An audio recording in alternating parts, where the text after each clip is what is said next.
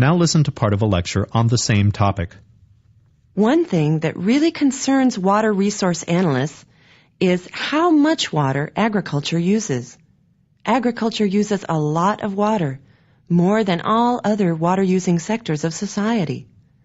One of our greatest concerns is the very high use of water by irrigation.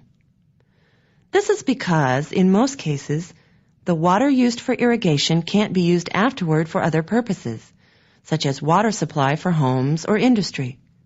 Some forms of irrigation use water more efficiently than others. The efficiency of water use varies by region, crop, agricultural practice, and technology. The least efficient types of irrigation are the surface methods. Your reading really didn't go into this, but think of how much water it takes for a traditional surface method like field flooding. It takes a lot of water to flood a field. The water collects into ponds or basins, but then most of it either evaporates into the air or passes down through the soil into groundwater. This means that in lots of places, less than half of all the water applied to a field is actually used by the crop. The rest is lost to evaporation or to groundwater. All of the flooding methods generally waste a lot of water that could otherwise be used for other purposes. Fortunately, there are several irrigation technologies that are more efficient than the poorly controlled and highly wasteful flooding methods. They range from sprinkler systems to drip irrigation. In sprinkler systems, water is sprayed over crops, and this provides an even distribution of water. New precision sprinkler technologies have greatly improved our ability to deliver water exactly when and where it's needed. However, sprinkler systems are also a form of surface irrigation, and just as in other surface methods, some of the water is still lost to evaporation. Summarize the points made in the lecture, explaining how they cast doubt on points made in the reading.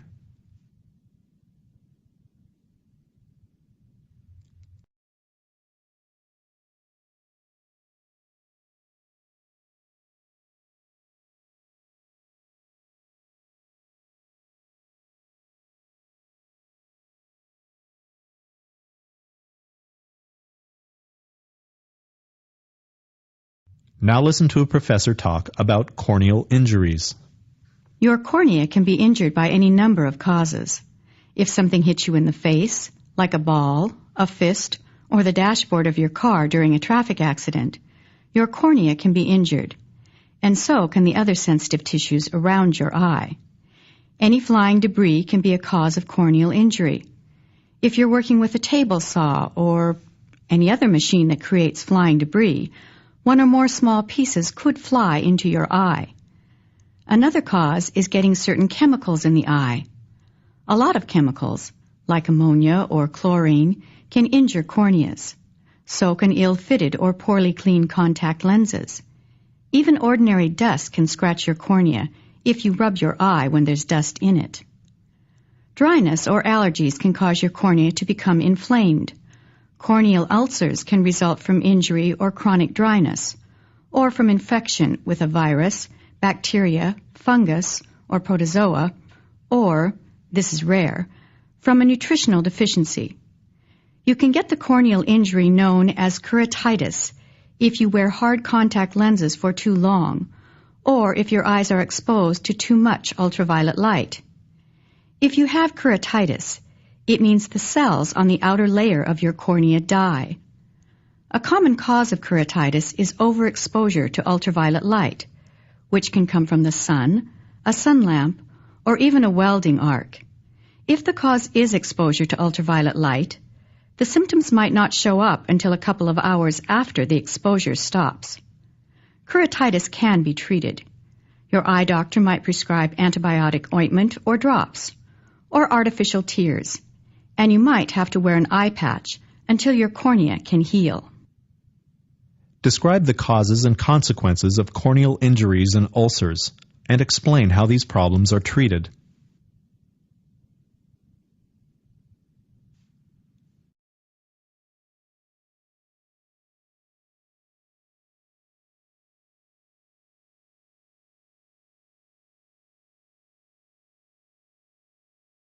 Now listen to an urban forester talk about pruning trees.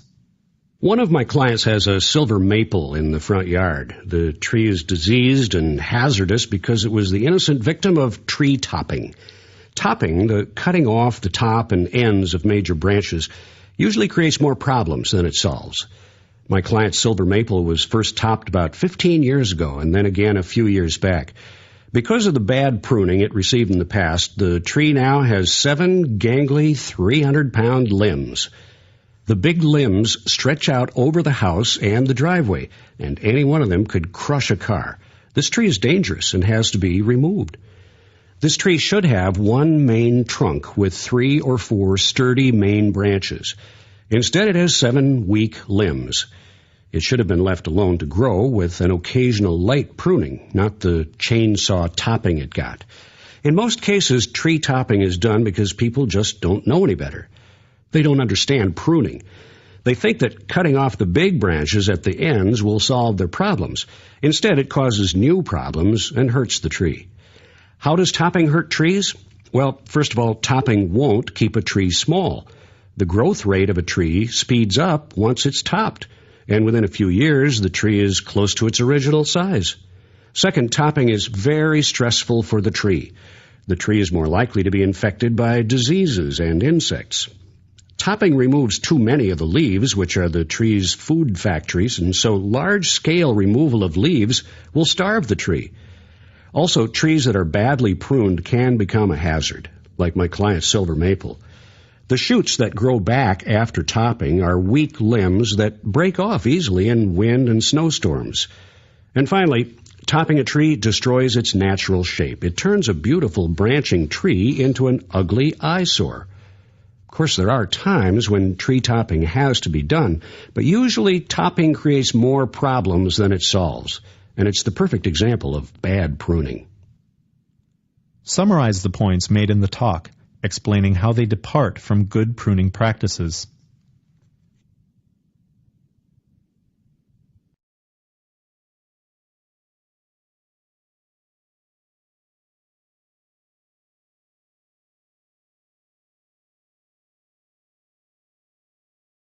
One thing that really concerns water resource analysts is how much water agriculture uses. Agriculture uses a lot of water, more than all other water-using sectors of society. One of our greatest concerns is the very high use of water by irrigation. This is because, in most cases, the water used for irrigation can't be used afterward for other purposes, such as water supply for homes or industry.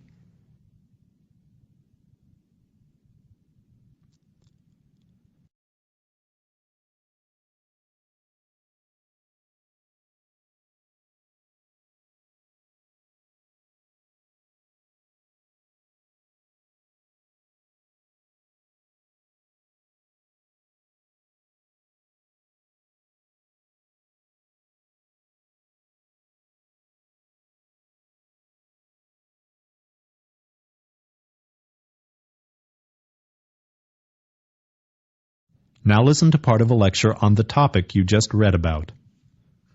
The international style dominated commercial architecture for most of the 20th century.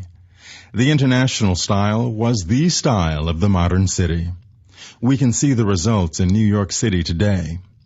Most of New York's skyline is made up of tall, straight, severe, glass and steel towers.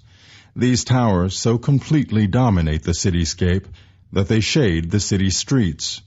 A person walking on the street is completely overpowered.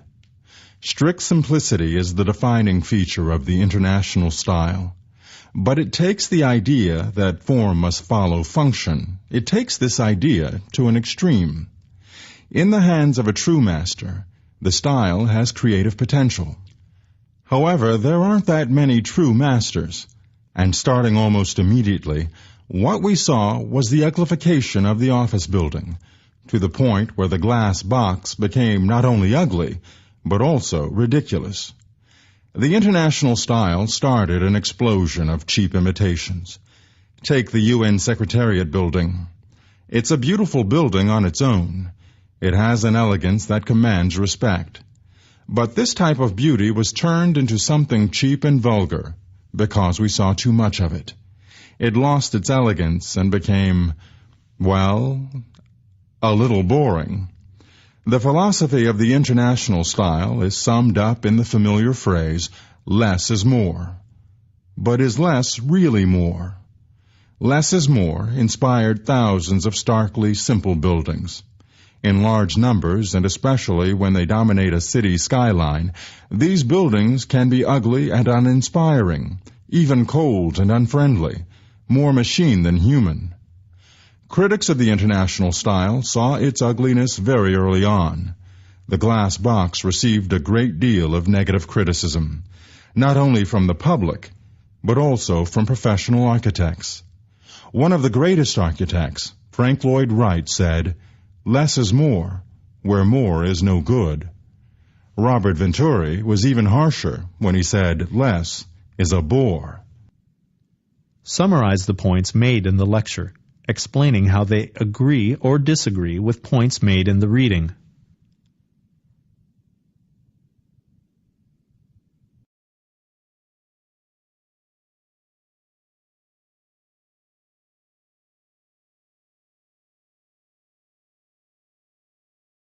Now listen to a geology professor talk about geothermal energy. The first use of geothermal energy in North America probably took place more than 10,000 years ago. This is when Aboriginal peoples settled around mineral hot springs. The hot springs served as a source of warmth, also cleansing and healing. Hot springs were so important to Aboriginal North Americans that they were considered neutral zones, places where members of warring tribes could bathe together in peace. In European history, people also valued hot springs for their healing powers.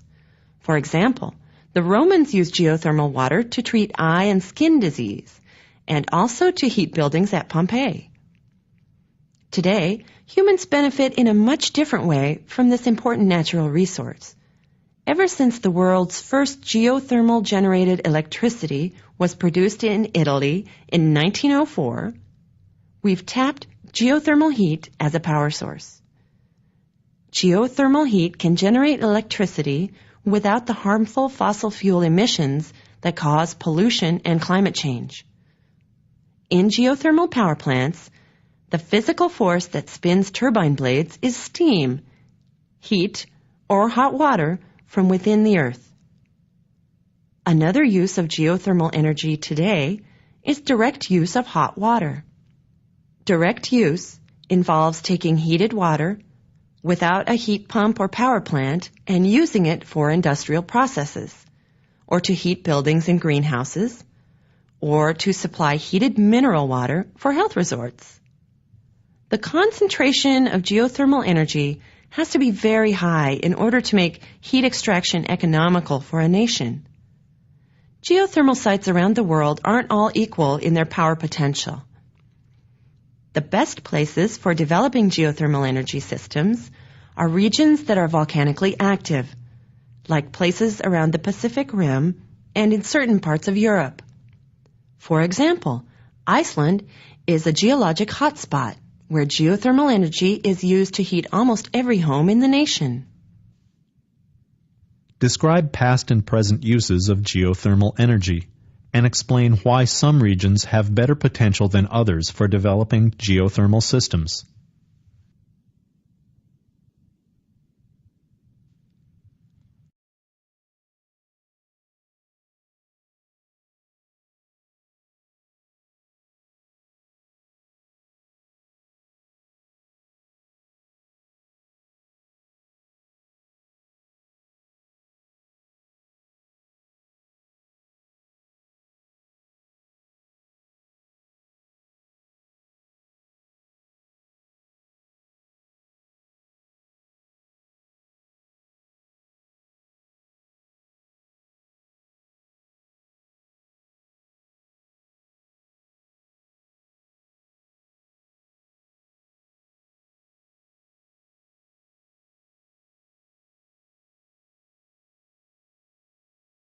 Now listen to part of a lecture on the same topic. One thing that really concerns water resource analysts is how much water agriculture uses. Agriculture uses a lot of water, more than all other water-using sectors of society. One of our greatest concerns is the very high use of water by irrigation. This is because, in most cases, the water used for irrigation can't be used afterward for other purposes, such as water supply for homes or industry. Some forms of irrigation use water more efficiently than others. The efficiency of water use varies by region, crop, agricultural practice, and technology.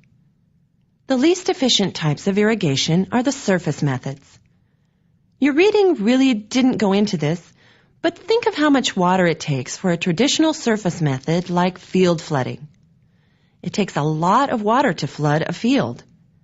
The water collects into ponds or basins, but then most of it either evaporates into the air or passes down through the soil into groundwater.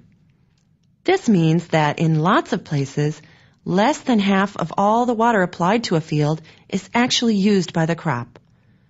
The rest is lost to evaporation or to groundwater. All of the flooding methods generally waste a lot of water that could otherwise be used for other purposes. Fortunately, there are several irrigation technologies that are more efficient than the poorly controlled and highly wasteful flooding methods. They range from sprinkler systems to drip irrigation. In sprinkler systems, water is sprayed over crops, and this provides an even distribution of water. New precision sprinkler technologies have greatly improved our ability to deliver water exactly when and where it's needed. However, sprinkler systems are also a form of surface irrigation, and just as in other surface methods, some of the water is still lost to evaporation. Summarize the points made in the lecture, explaining how they cast doubt on points made in the reading.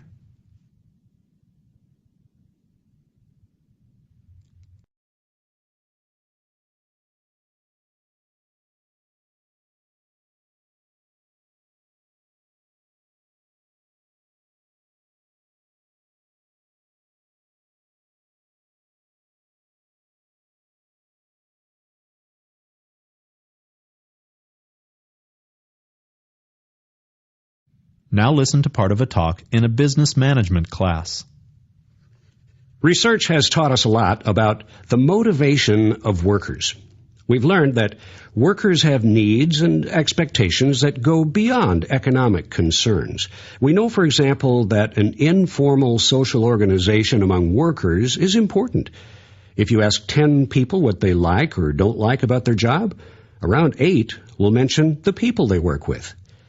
The small work group fills important social and emotional needs of workers. By definition, the small work group, I mean a group of usually around 3 to 15 people with one lead person. And what takes place within that group affects attitudes, motivation, productivity, and the quality of the company's product or service.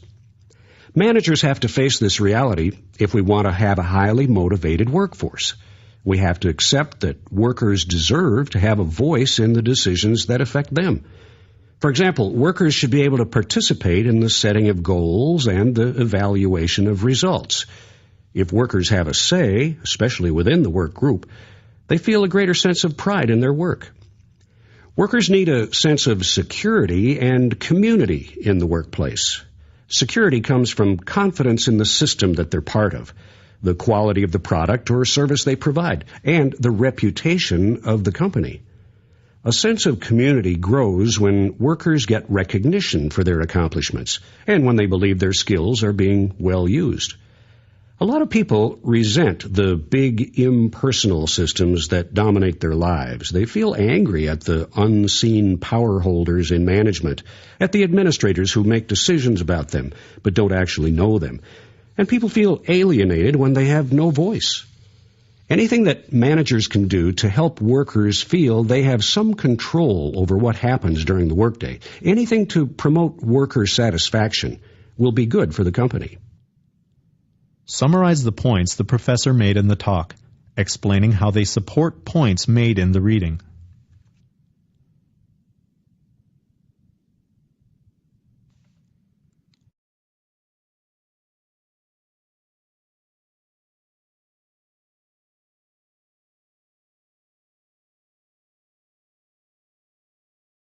Now listen to part of a lecture on this topic in a psychology class. Today, phrenology is no longer thought of as a real science. We can easily see the mistakes in Gall's doctrine. We know, for example, that the sheer size of the brain has no clear connection to an individual's intellect. In fact, people with very small brains have achieved great success, just as people with very large brains are sometimes mentally retarded. Moreover, we've come to understand that the size and shape of the skull isn't a precise measure of the function of the human brain. But even though we can see the flaws in Gall's claims, we shouldn't dismiss his ideas completely. After all, Gall was among the first modern scientists to state that different parts of the brain control different functions. The fact that we still don't know the specific relationship between size, shape, and function of the brain doesn't mean we won't ever be able to figure it out. Other scientists have demonstrated a clear relationship between specific types of brain injury and specific mental impairments. One showed that damage to a certain area in the left side of the brain causes a person to lose the ability to speak. Others showed that one kind of injury affects reading ability, while another kind of injury affects the person's ability to name things or to repeat words and phrases. So, we can see that Gall was wrong about the shape of human skulls, but right about the fact that different parts of the brain serve distinct functions. Gall was right about other things, too. For example, he claimed that we don't have general mental powers, but instead we have several different forms of power for each of our mental abilities. What he meant was, each of us has many separate skills for memory, language, music, vision, etc. And in the 200 years since Gall, there have been several other theories of multiple forms of intelligence. Summarize the points made in the lecture, explaining how they either support or refute points made in the reading.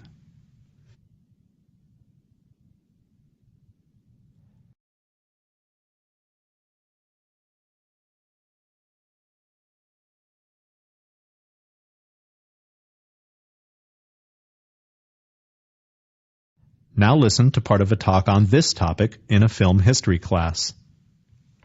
George Méliès invented several techniques that have now become basics of filmmaking. One of these is the special effect of stop-action photography. Méliès discovered stop-action almost by accident. He bought a camera and started filming everything in sight: crowds, traffic, fire engines, anything that moved. One day, while he was filming a truck moving down the street, his camera jammed. By the time he got the camera working again, there was a hearse where the truck had been before. Later, when he watched the film, what he saw was a truck turning magically into a hearse. So it was by chance, a camera jamming, that he invented stop-action. Another technique Méliès introduced was animation, which we can see in his most famous film, A Trip to the Moon. In the animated sequence, we see the moon in the distance and a spaceship moving toward it. As the spaceship moves closer, the moon becomes larger and larger until it's giant-sized. The moon gradually takes on the shape of a living, grotesque, smiling face. Suddenly, the spaceship lands in one of the moon's eyes. The animated face frowns and grimaces, and then huge tears flow from the eye. It's really an amazing sequence, especially when you realize it was made over 100 years ago. Méliès realized very early on that films were stories told in scenes, and scenes could be staged for the camera with the aid of painted scenery and elaborately designed costumes. One of his most important contributions was to extend the length of films to tell a story. Before this, a film was a single shot, complete in itself, and usually ran for only a minute or less. But Méliès put several scenes together into a single story for the first time in 1899, in Cinderella. The various scenes in Cinderella were linked by dissolves, a technique where one scene fades out while the next scene appears behind it and grows clearer as the first one disappears. This technique is also called overlap dissolve because one scene overlaps another. Summarize the points made in the talk, explaining how they illustrate points made in the reading.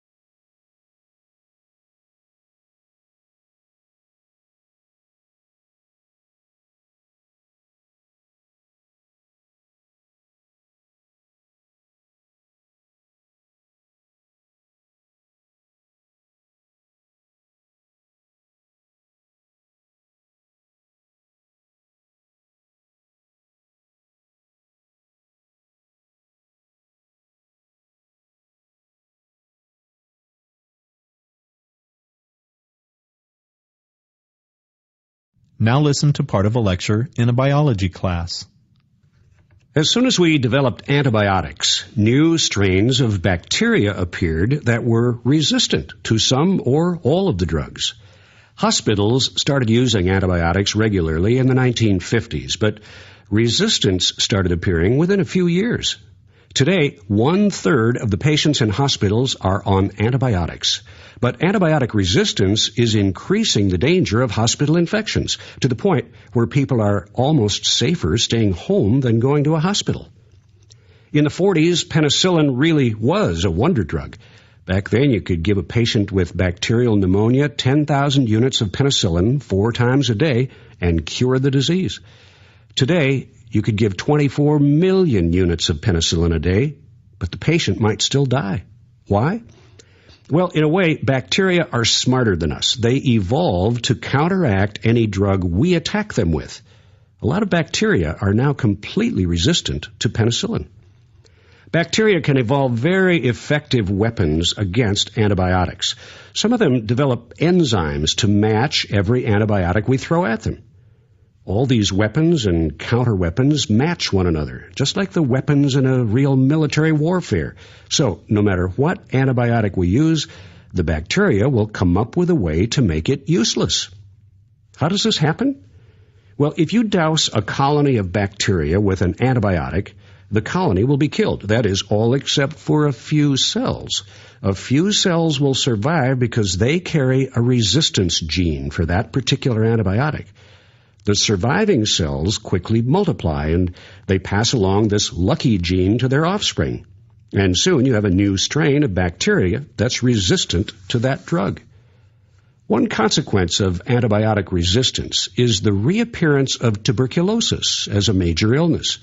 20 years ago, doctors thought tuberculosis was a defeated disease.